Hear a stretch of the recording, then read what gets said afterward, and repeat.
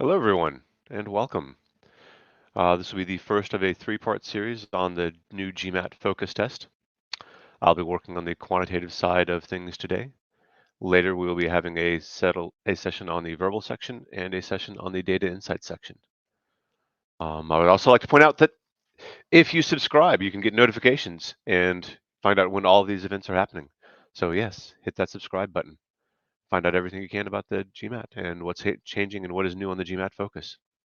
Today, we're going to be discussing time management for the quantitative section. It's going to be changed a little bit from the GMAT that we all know and love, what many of us are calling the legacy GMAT or classic GMAT. We're going to be focusing on this three-step mentality, sort of a thematic idea behind all of the quantitative problems, and in fact, really all the problems on the test in general. Take a moment and understand perhaps the biggest advantage you can have on this test is the ability to take your pen and put it down and just think for a moment or two. And then finally, we're going to discuss the idea that this quantitative section is about quantitative reasoning, not about strict algebra. There is a little bit of strict algebra on the test, but it's really not the majority. And people who focus on the algebra oftentimes lose sight of the bigger picture. And so we're going to be looking at time management ideas. We're going to be looking for methodologies that we can use to slow ourselves down, to better plan out a problem. And we're going to be looking at signals to say, yes, I could do algebra, but maybe I don't have to. The new quant section, 21 problems, 45 minutes in total. You may notice that this is not much change from the old timing regimen of approximately 2 minutes per problem. Now again, we speak of the 1 times timing. You would need to adjust this if you are getting timing accommodations for 1.5 timing or double timing. Kanya. Test in a week. Good luck. Ooh, 50-point increase. That is nice. Very nice. Verbal or data insights is your strongest, Kanya. And I would really, really encourage everybody to join in here. I would love to have conversations with everyone about how they are preparing. 20 problems, 45 minutes in total. They are all problem solving. And if you've done a little bit of research on GMAT Focus, you probably already know this, but still just to reiterate, the GMAT Focus is divorcing data sufficiency from problem solving. Data sufficiency is now going to live in the data insights section. Your quantitative reasoning section is going to be all problem solving. So if you are taking in a test center, you will be using something that looks like this. You have this yellow pad. It is a wet erase yellow pad. It's not something that can be smudged or removed with just a paper towel. You actually need to have a wet cloth to wipe it off. And one of the things that you would want to do is actually set up a timing regimen for this so you can go ahead and have yourself ready to say, all right, count up from the end, 2, 10, 18, 26, 34. 2 minutes, and then 8-minute increments up from that first 2-minute check. You may notice that this assumes that you will have time left over. You do want to plan a small window of time left over, a small cushion of time left over, because one of the other things that is new about GMAT Focus, you can go back and change an answer. Only 3 answers in a section, but you do have that opportunity, but you want to use that very sparingly.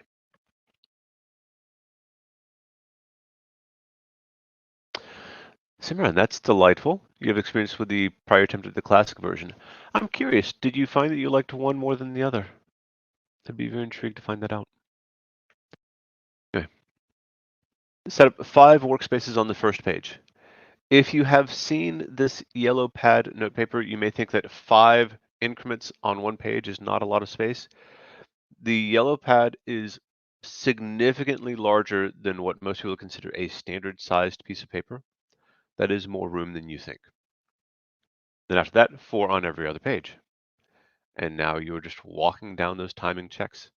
And so when you finish the first 5 questions, you look at the clock and you ask, do I have 34 minutes remaining? When you get to the next page, when you get to number 9, do I have 26 remaining? And so on and so forth. Again, keep in mind that these numbers, these timing benchmarks, are for the 1 times timing. You would want to multiply these numbers by 1.5 or by 2 if you have 1.5 times timing accommodations or double timing accommodations. Now this says if you were within 2 to 3 minutes, that is okay.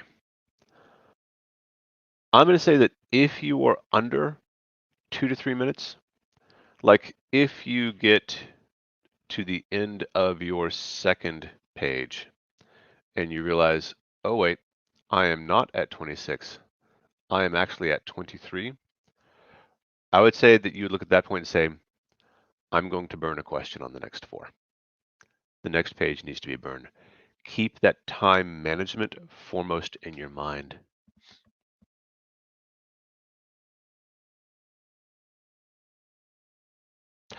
Kanya, that is interesting. First mock was quant 40, verbal 29. Then you focused on verbal a lot, and your verbal improved, but your quant dropped. Oh! Oh my goodness, that is such a common story. And this goes to everybody. When you decide that you want to strongly improve a particular section or particular question type, try to make your focus 80% on that focus area, 80% on that question type or content area, but keep 20% of your time reserved for the stuff that you are already good at. We want to maintain the strengths that we have. And now that you've balanced out a little bit, you're still scoring quant in the high 30s, verbal 34. Very nice, yes. And most people will want to take the test more than once. And again, remember that we will be having a verbal focused session and a data insights focused session coming up soon. So again, subscribe to this channel to find out when those are going to occur. And most people will want to take an official test more than once. Another fun thing about the GMAT Focus, there is no more canceling scores. You just don't need to worry about that anymore. You just don't cancel your scores. You instead will choose which score testing dates you wish to have reported, which is, in my opinion, a fantastic change. Takes a lot of that stress off of that decision point of do I cancel my scores or keep them. So. Anyway, timing issues. If you are down below 2 to 3 minutes, yeah, I would say get ready to make a burn soon because we would not want to let those timing benchmarks start to slip more and more and more. I see too many people who they're 2 to 3 minutes short on time at their first check. Then they lose another 2 minutes on their second check. And they lose another 2 minutes on the second time check. And now you don't realize it, or excuse me, you realize it, but too late. You're down 6 to 7 minutes. And that is a very, very difficult deficit to overcome. Simran had the same experience. Yeah, not alone at all on that. If you are taking the test on the whiteboard, the online version at home, you would do something similar. Now that assumes that you're going to use the online whiteboard.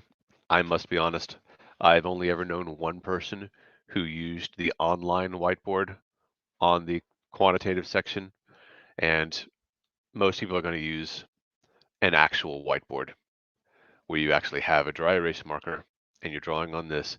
And in that instance, what I would recommend is just to make a quick note across the top, or perhaps holding it like this. Across the top, you write down number, clock, and what question number and what the clock should read. Question number, what the clock should read, and just draw a line under those timing benchmarks. And then you will do a problem, erase, do a problem, erase, do a problem, erase, and just never touch those timing benchmarks across the top. The one downside to that is if you're erasing as you move, you would not have your notes still available to you if you decided to come back to the question at the end. In my opinion, that is less of a concern than the quite likely very physically awkward aspect of trying to draw and build things on the online whiteboard because you cannot use an external mouse. So there is A lot of limitations with the online whiteboard there. But you would do something similar here, write down your time benchmarks, and good. Kazina. Timing is killing me on the quant. Time kills everybody on this test. That is the nature of the test. Kanya, I would ask you, how often, for you particularly in the quantitative section, since you mentioned that time is killing you on the quantitative, how often do you look at a problem and inside 60 seconds think, no, I'm just not doing that problem? And I would pose that question to everyone. This test is a test of decision making. And sometimes the appropriate decision is to say no. 10 and 12 marks are very poor. Was that a timing issue, Shazina? I'd be very intrigued to find out, did you run out of time during the sections? That is certainly one of the most likely aspects that would lead to a disappointing score. And if it's timing issues, we can adjust for that. No. I encourage those questions to keep arriving. I encourage all of you to hit the like button so that colleagues and compatriots of yours will be able to find this video as well.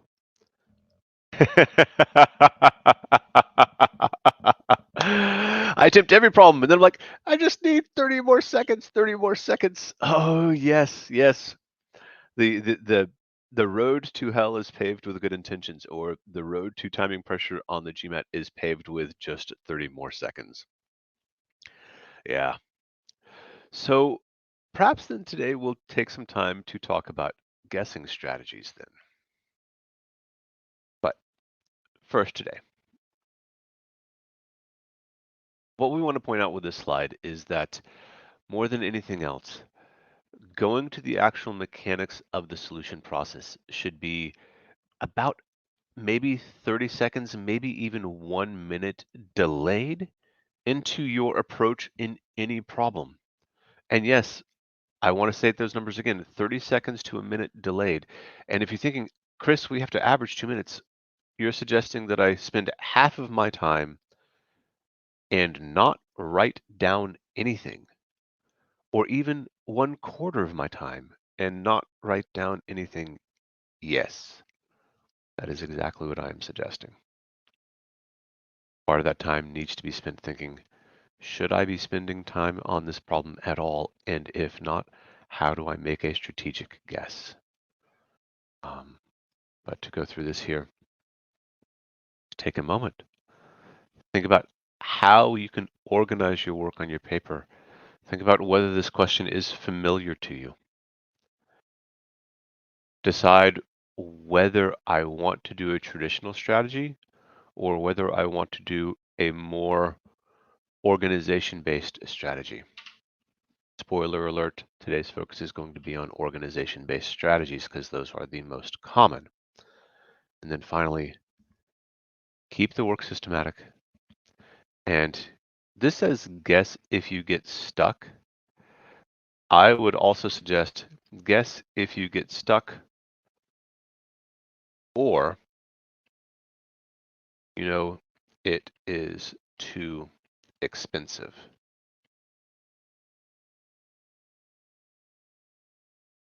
You may take a moment to understand, and you may take a moment to understand and realize that this would take too much time. And then your plan is not about how you would solve the problem. Your plan is about how you would make a strategic guess, and then moving forward from there. With that said, let's try one. I'll put it on the screen. I'm going to give everybody 2 minutes to attempt it. And I'm going to beg of you, do your best to keep your pen or pencil down on the table for at least 30 seconds. A slow count to 10, a slow count to 20, something like that. And for anyone who is watching this presentation after this live broadcast, do not pause this. Do not pause and keep working. If you're not done in the time, you're not done in the time. Learn what that feels like. All right, everybody, take 2 minutes.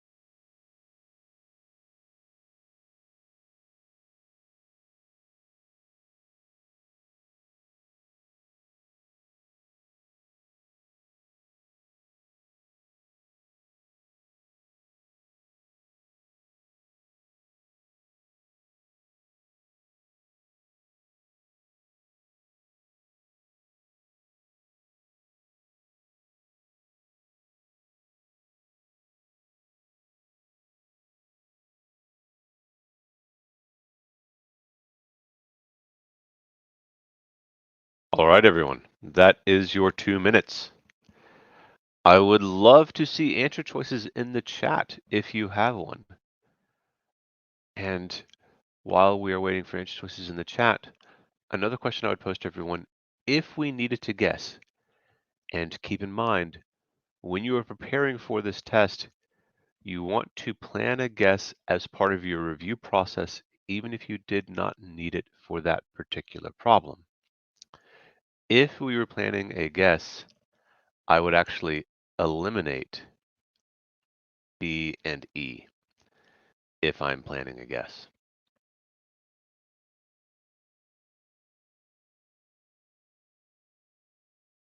Oh, I feel I'm going to about make some people very unhappy here in just a moment. Oh no. Part of this eliminating B and E comes with some recognition of some memorized elements here. We want to memorize some of our most common single-digit denominator fraction conversions. I'm speaking of 1/2, 1/3, 1/4, 1/5, 1/6, 1/7. Not 1/7, don't memorize 1/7. But all of the others, where you can recognize what 1/9 is in decimal form, or you can recognize what 5/8 is in decimal form. And what I have here, choice B is almost certainly 2/9 in decimal form, but an approximation, because 2/9 is 22.222222 existing forever. And answer choice E is 1/9, 11.111111 existing forever. But B and E are both those fractions converted to percentages with an approximation. In other words, B was not 22 and 2/9%. B and E are approximations. And if you go back to the text, they did not tell us to approximate. And usually, if they are anticipating an approximation for the correct answer, they will tell you that. Choice A, again, common fractional conversions, that is 1/4 exactly. Choice C is 1/5 exactly. And choice D is 1/8 exactly. That is how we would plan a guess. And what you notice here is that if you're planning your guess in the quantitative portion, you look at the choices. What patterns, what discrepancies do I notice among the choices? Do I notice any that are outliers or seem unreasonable? There are not many in this instance that I would say are outliers or unreasonable. I just noticed that B and E have this formatting issue where they appear to be approximations, not exact percentages. Now, as to planning our solve, we have 3,600 employees, and we have 1/3 are clerical.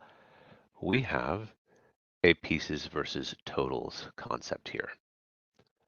An incredibly common story framework, pieces versus totals. If the clerical staff were to be reduced by 1/3, so I have some original status for company X, then something's going to change, which will result in a final status for company X. I have an original, change, final. These are two of our most common story frameworks. And so we plan according to that. I would look at this and I would say, all right, I have clerical versus total. And yes, I am a nerd. I love things like Dungeons and Dragons and a video game called Baldur's Gate 3 that just came out. So it amuses me that I write the word cleric for this particular problem. But again, that's just a little nerd moment for me there. I have clerical and I have total. I have some original. There will be some change and there will be some final. I'd be very intrigued to see if anybody in the chat knows what I'm even talking about when I'm talking about clerics and things like that. My original total, 3,600. 1/3 of those are clerical, so that would be 1,200. My change, the clerical staff is reduced by 1/3, which means we lose 400. Now, the important aspect here is to recognize that does the total change as well? And this is probably, nice, Simran, yes. This is probably one of the nastiest traps on this particular problem, especially if you don't have this organization where you have this row and column cell sitting there, total change, and that forces you to pause for a moment and ask, wait, would my total have changed also? And the answer is, well, yes, it would have. If the clerical staff is reduced by 400, then you would also have a reduction of 400 in the total staff also. 1,200 minus 400 is 800. 3,600 minus 400 is 3,200. What did they ask for? They asked for the remaining employees. So they want my final as a fraction of the total. Cancel off those zeros. 8 goes into 32 1 times out of 4. And my result is A. Pause here for a moment. Questions, comments, concerns. And while I'm waiting for questions, comments, or concerns, I'd again just like to reiterate the idea that if you struggled with this problem, or if you got trapped into one of the tempting wrong answers, ask yourself, how efficient was my organization? Did I have organization? Exactly, Kanya. And by the way, I am making my best attempt to be correct in my pronunciations of people's names. If I am mispronouncing your names, I do sincerely apologize. Please know that it is absolutely not intentional.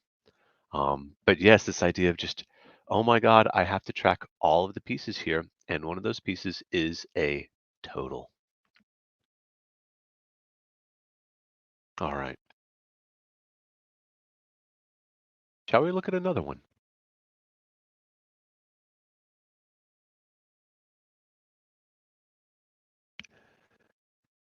If one decreased by 1 over n, other will increase by 1 over n plus d. Saksham, I am sorry, I would need some more context to that. There are certain instances where one aspect decreases and another aspect increases. A very common story framework would be, for example, to have, let's say, 2 people, and one person gives the second person a gift. For example, let's say that I have some toys, or I brought up Baldur's Gate 3 just a moment ago. Let's say I've got some video games, and my friend has fewer video games than I do, and so I want to give my friend some of my video games. In that instance, you would say I would decrease and the other person would increase. And the intriguing aspect there is that in that instance, the total would not have changed. I'm not sure if that was your intent behind your comment, Saksham, but I hope that that was in some way illuminating for the ways in which these original chain's final stories can play out.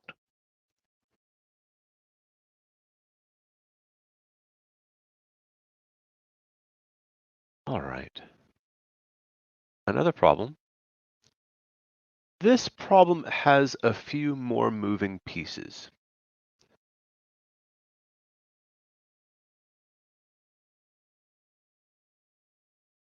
Tanya, do you by chance have a cell phone on you? And while I'm having this conversation, I would ask everyone to consider if you have a cell phone on you or some type of timing device right near you. And again, while we're talking about this, don't forget everybody to register for MBA Spotlight, this massive event coming up on the 28th and 29th of November. Take your phone,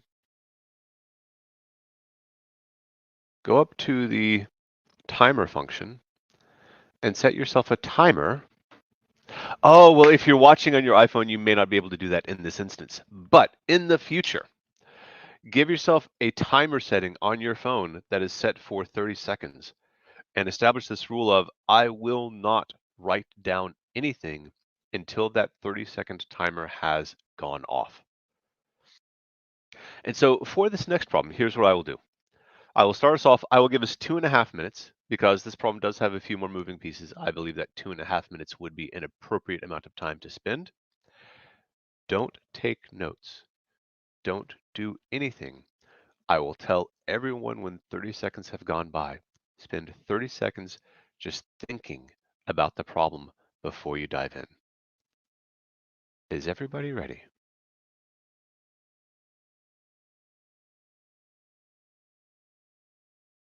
Nayan, please put it in the chat whenever you would like. I'll give everyone 2 minutes, 30 seconds for this problem. For the first 30 seconds, just read, just think. I will tell you when the 30 seconds has gone by.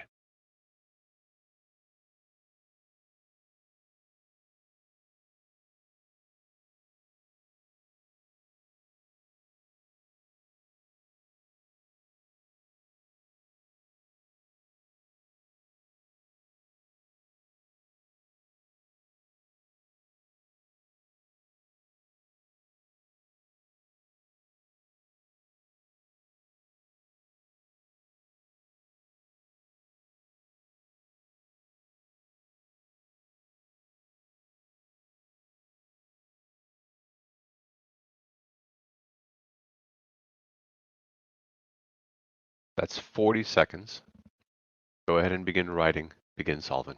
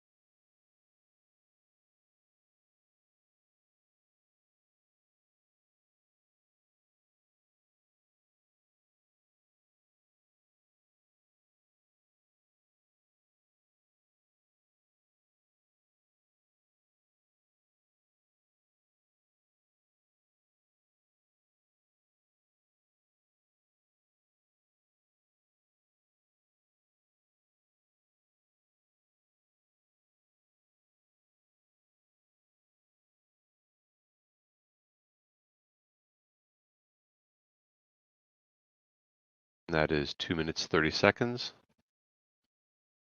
Let's see some answer choices come in while I respond to Neon's question. Neon, fundamental mathematical concepts that you should be familiar with before diving into the GMAT Focus Edition quantitative. First and foremost, I would recommend that we be very, very comfortable with all ways to express and develop ratio concepts. That may be ratios, that may be fractions, that could be percentages, that could be fractions out of a total, or part-to-part comparisons in a ratio. Be familiar with some core statistical concepts, averages, means, or versus medians. You may wish to have a little understanding of what standard deviation is, but the GMAT focus does not test calculation-based standard deviation ideas. Oh goodness, Simran, no, that does not make it easy. Uh, you would want to be very familiar with exponent and roots mechanics in terms of like the algebra aspects. You'd want to be familiar with quadratics, and you'd want to be very comfortable with when an absolute value notation plays a role in the actual mechanics of certain algebra relationships. You'd want to be familiar with inequalities and what you can and cannot do with them algebraically. Although I will say most inequalities questions are more about boundary testing than about strict algebra.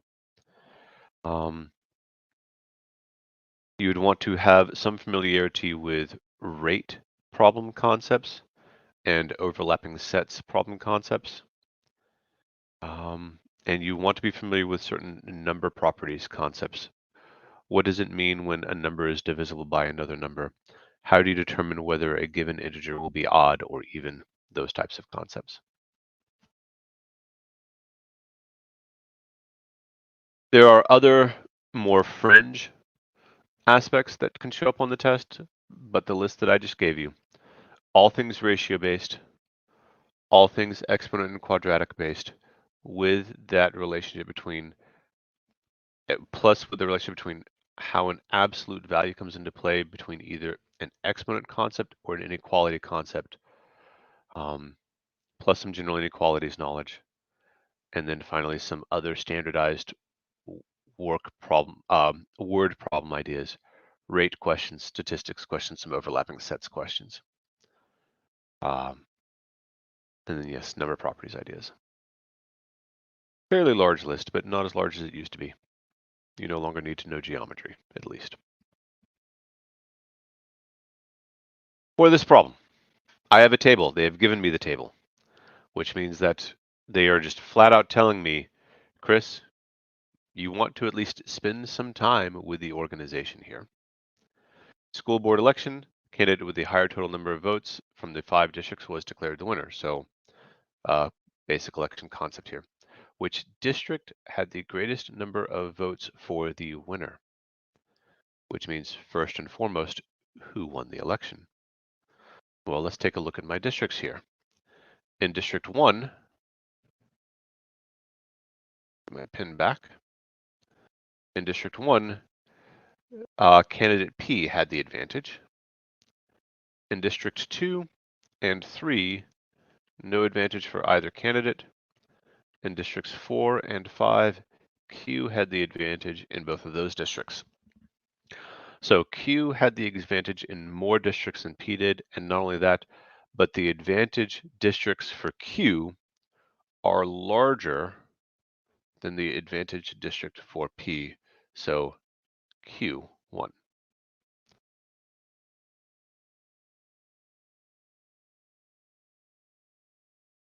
Kenny, I would ask you the same question I asked Kanya. How often do you look at a problem and just say no? Saying no is an underappreciated skill on this test. Just pick a choice and move on. If we had to do that for this problem, unfortunately, I wouldn't really be having much of a way to guess, just randomly, because notice that all my answer choices are just the 1, 2, 3, 4, 5. If we got this far in our reasoning and we're running out of time at that point, we can at least say, well, greatest number of votes for the winner has to be either 4 or 5. Ooh, 5 hours a day for GMAT Focus. Please don't do that to yourself. Please do not do that to yourself. There is a lot of research published by cognitive psychologists, but the long and short of this is you want to keep your study sessions to really 1 hour. If you went for a 90-minute study session, maybe, but that is really stretching the amount of time you'd want to study in one sitting. And then get up and walk away. Give yourself at least a 20-minute break, just not doing anything GMAT related at all before you come back if you're going to study more. And if you do that, make sure your second study session is on something different. Short study sessions interspersed with different study sessions on different topics so that you come back to a topic a day later or 2 days later, not 20 minutes later. There is some biology involved there. Apparently, this has to do with how the brain transitions between working memory, short-term memory, and long-term memory. And if you do not allow the brain to make those transitions, you won't actually transition your knowledge into long-term recall where you can use it effectively under pressured environments. So shorter study sessions, interspersed study sessions, and try not to do more than I would say 3, maybe 4 hours a day maximum if you're not doing anything else that day. Now, which district had the greatest number of votes for the winner? Notice, as a last component of understanding this problem, I do not have to calculate the number of votes. I just have to compare the two districts, which means that I can look at my two calculations and set up the calculations, but not have to actually do them. So I can look at District 4. Yeah, it really is very much about getting rest. I can look at District 4 and say candidate Q got 60% of 1800. That is in District 4 versus District 5, where candidate Q got 70% out of 1200. And notice here, I can just start to cross off the things that are the exact same in both because I'm just comparing. So I can cross off these 100s. They're the same in both. I don't need them. I can cross off all of these zeros. They are the same in both. I don't need them because I don't need to calculate the actual number. So now I can really ask, which is larger, 6 times 18 or 7 times 12? 6 times 18 would be 60 plus 48. 6 times 10, 6 times 8. Chris, write down 48 when you say 48. 7 times 12 would be 7 times 10 plus 7 times 2. And so you'd have 128 versus 84. District 4 would have had the greatest number of votes for the winner.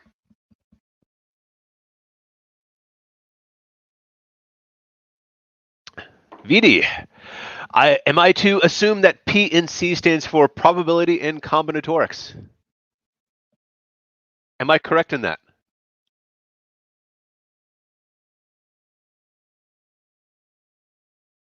And if I am correct in that, I have good news. Stop studying those topics. Just stop. They are not tested commonly enough to have an impact on your final score. You could actually go through the quantitative section and deliberately answer every single probability and combinatorics question wrong. Like you know how to do it and you just decide to answer it wrong just to test it. I have colleagues who have tested this and you can still get a more than high quantitative score.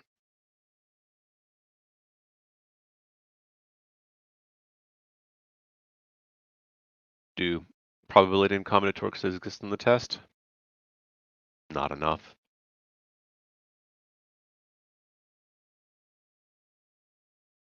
Again, while we are hopefully hitting that like button, hopefully subscribing to this YouTube channel, and perhaps even registering for MBA Spotlight. Yeah. These topics, data sufficiency is, okay. Oh, all right. So Nice little plug for the upcoming data insights session on this. Data sufficiency is changing. Data sufficiency is transitioning away from traditional mathematics and transitioning far more towards logic. And in many instances, not even quantitative reasoning, strict logic. So you may want to keep an eye on that data insights session that's coming up soon. Will you have probability and combinatorics, that kind of things? Not on data sufficiency, not anymore. Not any that would require calculation, at least.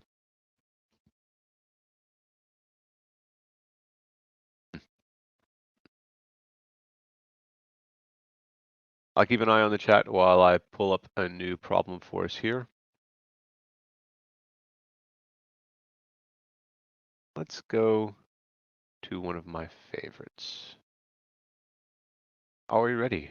And again, I'll give you 2.5 minutes for this one. 30 seconds to think and plan before you begin to write.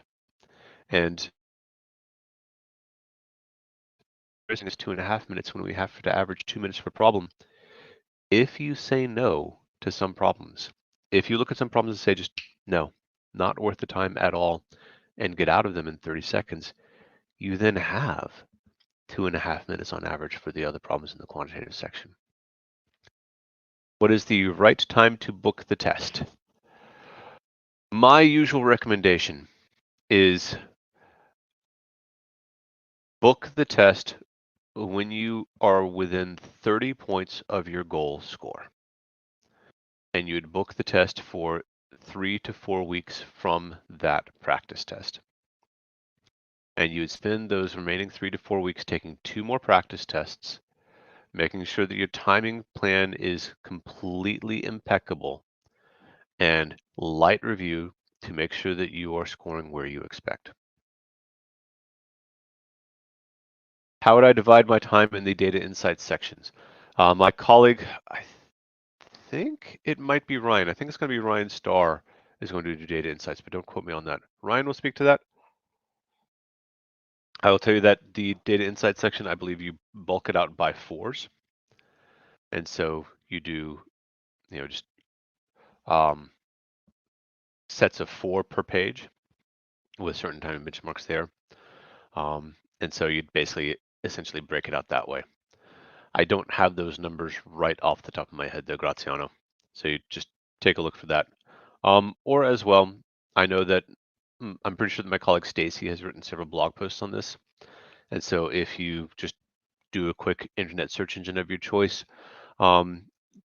articles on GMAT focus timing, I would imagine that one of the top results would be a column written by Stacy about how to break down your timing for the GMAT focus. Is there a pattern where the first 10 questions have more weight than the other? None of your questions have more weight. That's a very common misconception about the test. All of your questions are weighted equally.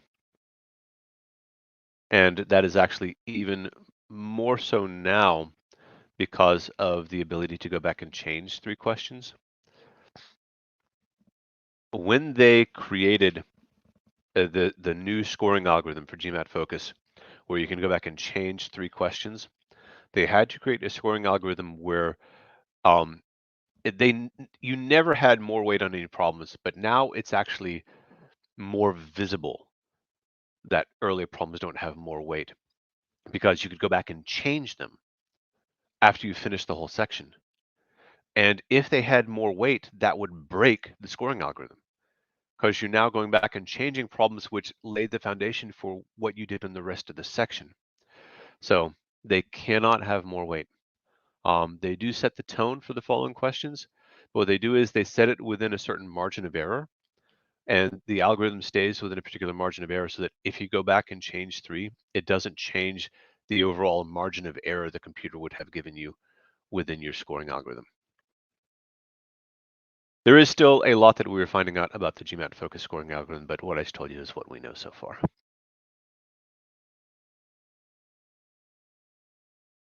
Yes, that is absolutely what you do. Some questions need 1 minute and some questions need 4 minutes. And you look at the ones that need 4 minutes and you say, no, I am not doing this. And you make a guess and you move on. Notice that you have to make a guess, but you make a guess and you move on. All right, I'll put up one more problem on the board for us to do. I will keep an eye on the chat to see if any other questions come on. I will give you 30 seconds and then another 2 minutes after that 30 seconds. Everybody begin.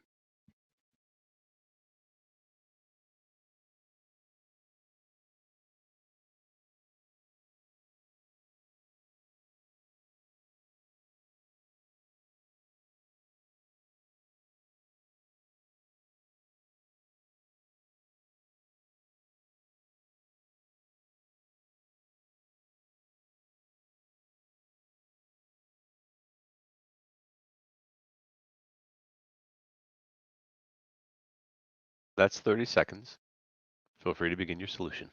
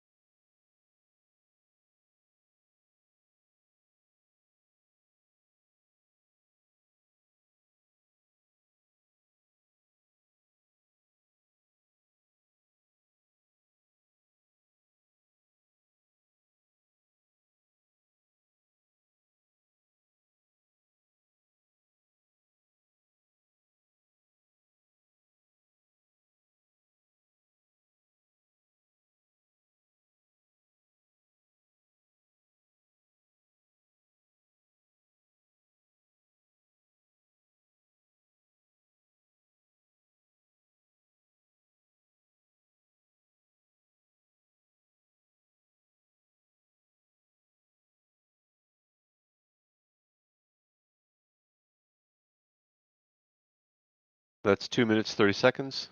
I'd love to see answer choices in the chat while I respond to Pooja's question.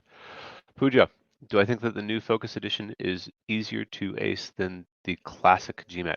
I actually think it's going to be harder, which is a good thing. Hear me out. Hear me out.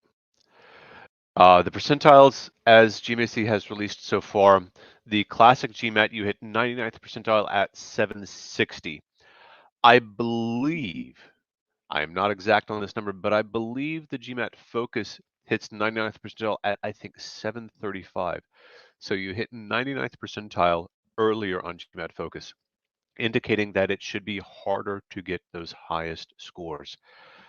That is a good thing, and I believe that it is very intentional on the part of GMAC in designing this test. I think that they are trying to step away from the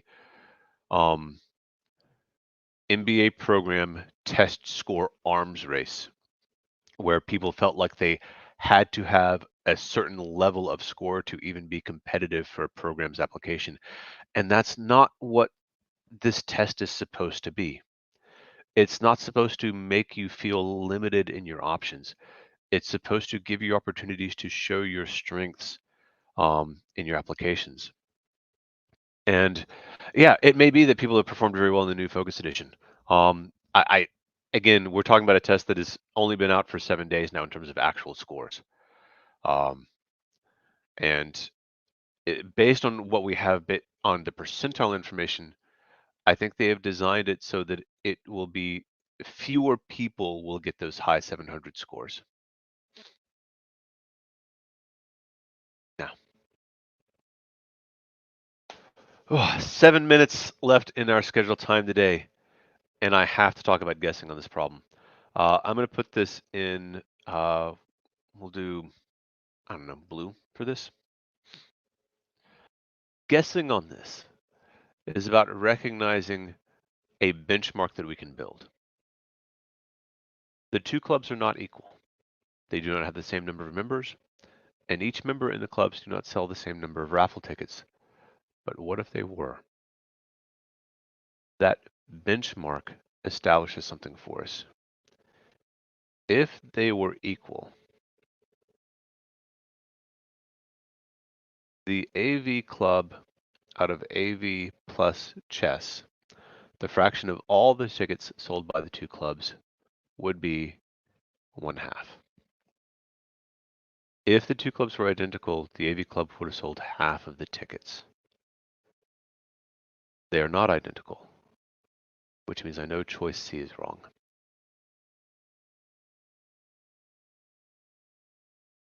The AV club is smaller than the chess club. It has 3/5 as many members, and those members were less active. Each member of the AV club sold 2/3 as many tickets as each member of the chess club. So your correct answer must be less than 1/2. Imran, I'm glad that you have your second word there. But let's soften that a little bit. Let's not use the word irrational. Let's use perhaps maybe extreme or overstated. It's an overstated fear. Again, what you have to keep in mind is that the schools are looking at your applications for a reason to admit you. They're looking positively. They want people to successfully apply. And so if you have a lower test score, the idea is just another part of your application needs to shine that much brighter.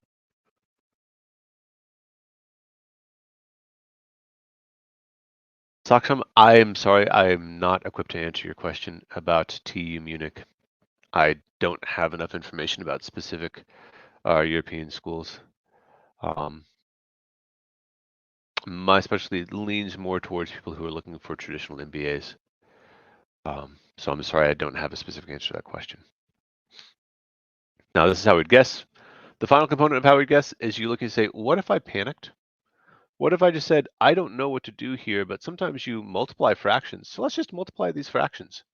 Let's see what we get. And you go, aha, 2/5. No, don't guess B then.